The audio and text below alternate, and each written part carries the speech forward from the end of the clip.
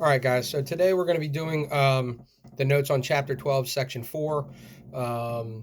We finished up yesterday, Chapter 12, Section 3 notes, or whenever we finished it over the last few days.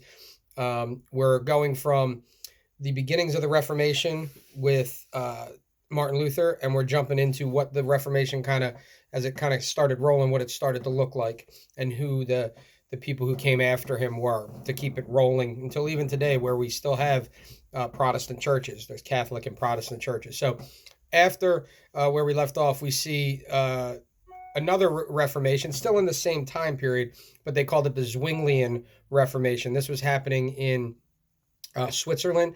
And like I said, as you're taking the notes, highlight them, write down everything I'm telling you, or off to the side, or point it out in your notes so that you have it. Even before the Peace of Augsburg, other Protestant groups had developed, all right?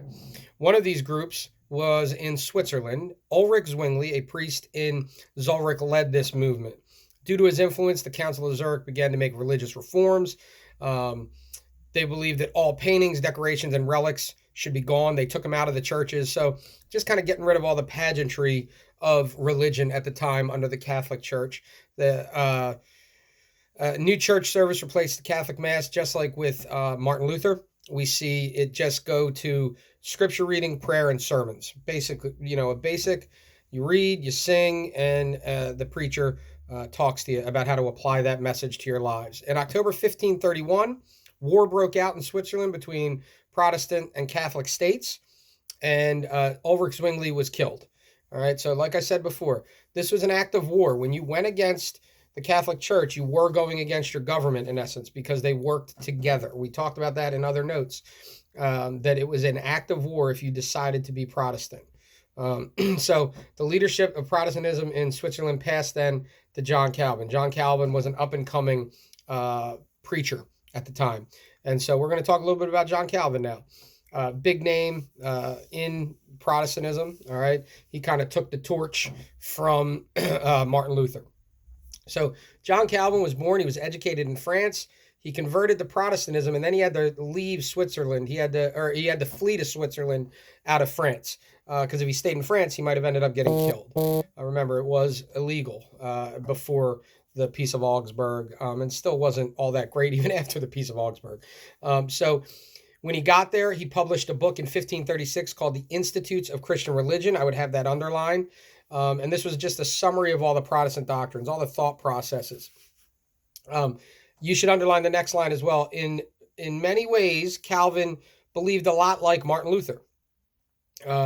He believed in justification by faith alone. Remember, we talked about that yesterday, how the Catholic Church believed in faith and good works coming together, and that's what guaranteed your acceptance into heaven. Where Martin Luther said that's absolutely false. You should only have to worry about believing in God. The good works you should do, but believing in God and his son, Jesus Christ, that's biblical, that in their biblical teachings, that's what gets you saved. That's what gets you into heaven. God saves you. Nothing you do saves you. Calvin did believe this, but then he also emphasized this other thing that became a pretty heated debate in the Catholic Church. Or in church circles, I should say. That's a better way to say it.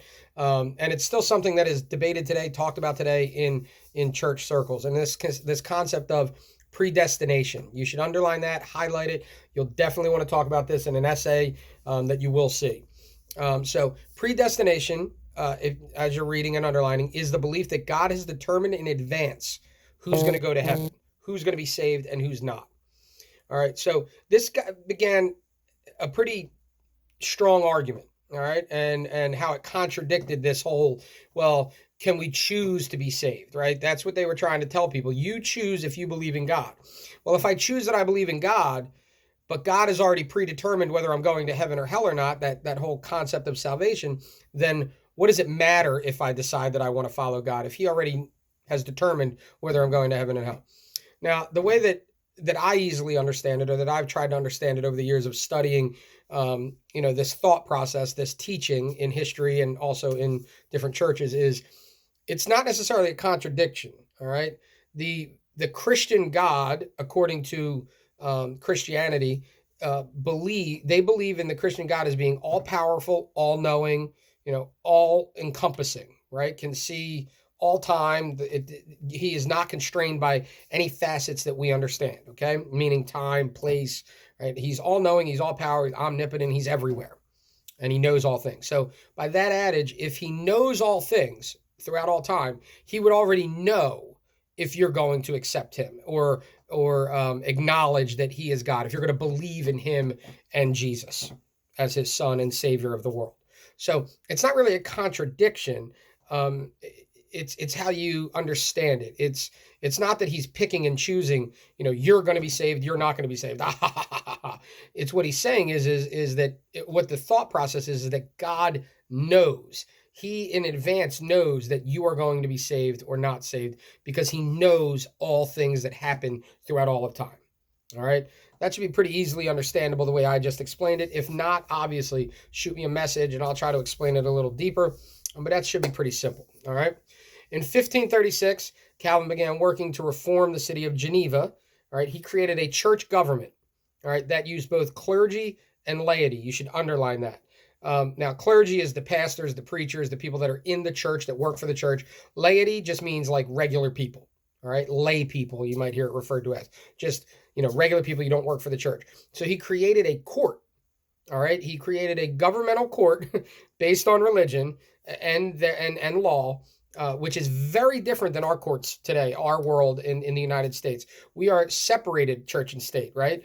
Our government does not say you have to be Catholic, you have to be Muslim, you have to be Buddhist, you have to. Our government is set up that they can't do that. That we have a separation of church and state. But in this time period, they were just breaking away. Think about this, from the Catholic Church. They didn't like that it was ruling over them and that it was a governmental thing.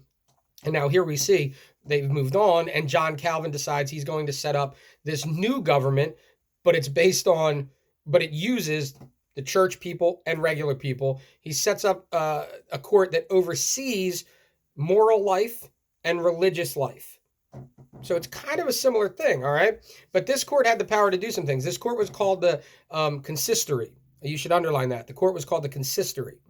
This court had the right to punish, you should underline this, punish people for crimes. Listen to these crimes. They included dancing, drunkenness, swearing, and playing cards. All things, now I'm not saying that dancing or that, cursing and drinking and swearing and all these things are, great things, or gambling. These are all good things. But in and of themselves, those are moral things. Those are right and wrong things, right? Like you might be raised that drinking is wrong, or even today, being drunk in public or drinking and driving are illegal. All right, but you're not necessarily seeing the government take the church's rules, put them together, and say, "Here's what we're going to say is all wrong." Dancing is not illegal. All right. Somebody said, when I was giving the notes before, somebody said, well, some of those things are still wrong today. Yes, in and of themselves, some of those things are still wrong, maybe morally, right? Like right and wrong. Gambling might be wrong. And, you might be raised that gambling is wrong. You might be raised that drinking is wrong. Being drunk is wrong. You might be raised that cursing is wrong. Yes, absolutely. Totally agree.